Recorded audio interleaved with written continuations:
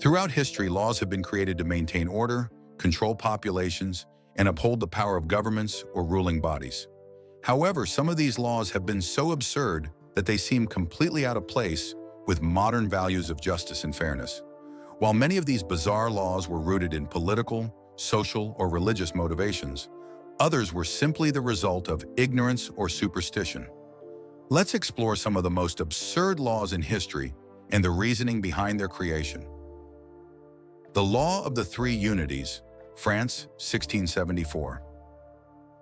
In 1674, King Louis XIV of France established a law regarding French theater, known as the Law of the Three Unities. This law required that any play presented in a French theater must adhere to three strict rules: unity of action, unity of time, and unity of place. Essentially, this meant that the entire play had to take place in a single location, within a single day, and with one central plot. This was an effort to simplify the plots of plays and ensure that they were more cohesive and easier for the audience to follow. While it did produce some interesting theatrical performances, it also stifled creativity and innovation in French theater for centuries. Playwrights had to work within a very rigid framework, limiting their storytelling potential. The law was eventually relaxed, but for a time, it seemed like a bizarre way to regulate artistic expression. The death penalty for cursing the king, England, 16th century. In 16th century England, there was a law that made it a capital offense to curse or speak ill of the king. In fact, any form of disrespect directed at the monarchy was considered treason and could result in a death sentence. This law was part of a broader effort by monarchs to maintain their authority and suppress dissent. Anyone who spoke against the king or royal family could be punished with execution, often by beheading. What makes this law particularly absurd is the idea that free speech and basic human rights were so restricted, especially in a society that supposedly valued justice. The death penalty for simply cursing or criticizing the king was a clear example of how absolute power was used to control people and prevent any challenges to the throne. While this law no longer exists, it serves as a reminder of how dangerously absolute power can affect the lives of everyday people. The no walking on the left side of the street law, Italy, 1568. In 1568, the city of Florence, Italy, enacted a bizarre law that prohibited people from walking on the left side of the street. This law was part of an effort to control traffic flow and maintain order in a busy city. The reasoning behind the law was that pedestrians should keep to the right side of the street to avoid collisions and traffic jams, ensuring smooth movement through the crowded streets. However, it seems absurd today to imagine a time when the act of walking was so rigidly controlled by law. The law had little practical purpose other than to micromanage everyday life. This peculiar regulation is one of many strange laws throughout history that focused on minutiae of daily life, sometimes leading to overreach by authorities. The Witchcraft Law, England, 1542. In 1542, the English Parliament passed the Witchcraft Act, which made it a crime to engage in witchcraft, sorcery, or any kind of occult practice. While this was not unique to England, many countries in Europe had similar laws. The English version of the law was particularly harsh. The law made witchcraft punishable by death, and anyone accused of being a witch could be executed by hanging. This law was driven by the widespread fear of witchcraft in medieval and early modern Europe, where people believed that witches had the power to curse or harm others through dark magic. However, the law was absurd in the sense that it relied on superstition and ignorance, often leading to false accusations and the execution of innocent people. In many cases, people, particularly women, were accused of being witches for reasons as trivial as being eccentric or having a physical deformity. The law was eventually repealed in 1736, but the consequences of witch hunts were devastating for thousands of people throughout Europe. The law against urinating in public, ancient Rome. Ancient Rome had a surprisingly progressive legal system in many respects, but some of its laws were downright bizarre. One such law prohibited people from urinating in public, and violators were often punished with fines or public humiliation.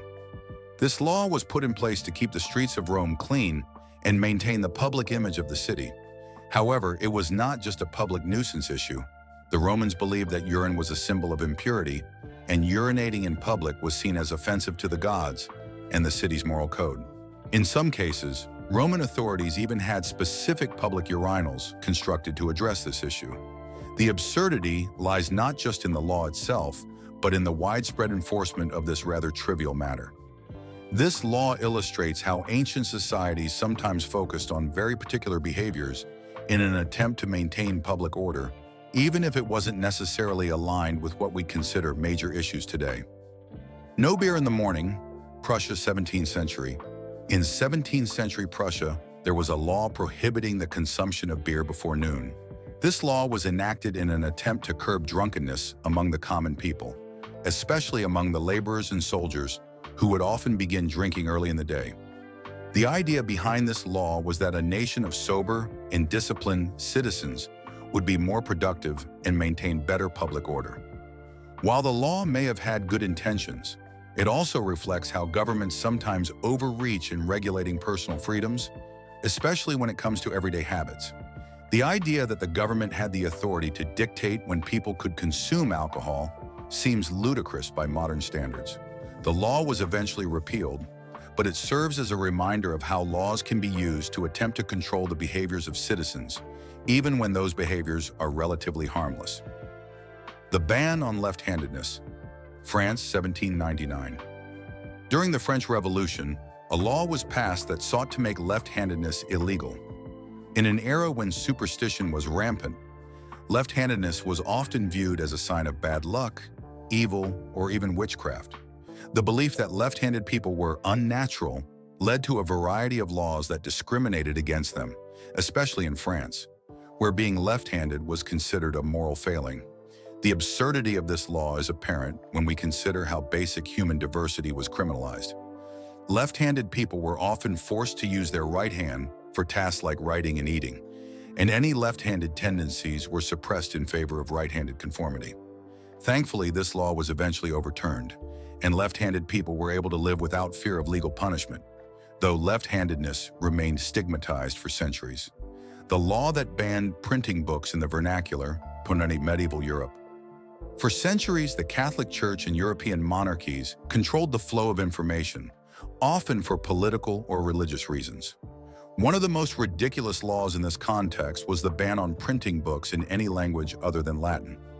This law was intended to prevent common people from accessing knowledge and reading religious texts on their own. The Church feared that the rise of literacy among the masses would lead to challenges to its authority.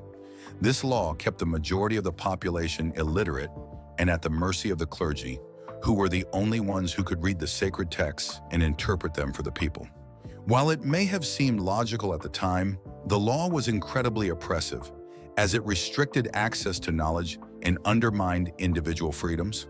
With the invention of the printing press and the eventual spread of books in vernacular languages, this law was eventually abandoned, but it left a legacy of intellectual control and censorship.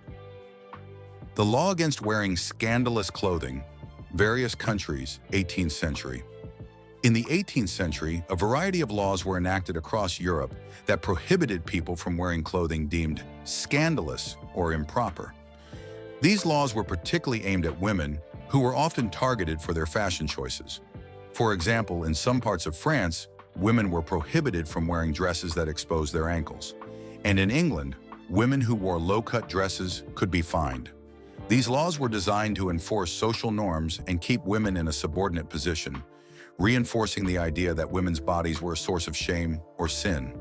The absurdity lies in the fact that clothing choices, something that is inherently personal and a reflection of individual identity, were subject to state control. These laws would now be viewed as archaic and oppressive, but they highlight how deeply ingrained societal norms used to govern the most basic aspects of a person's appearance. Throughout history, there have been countless absurd laws, some of which still leave us scratching our heads today.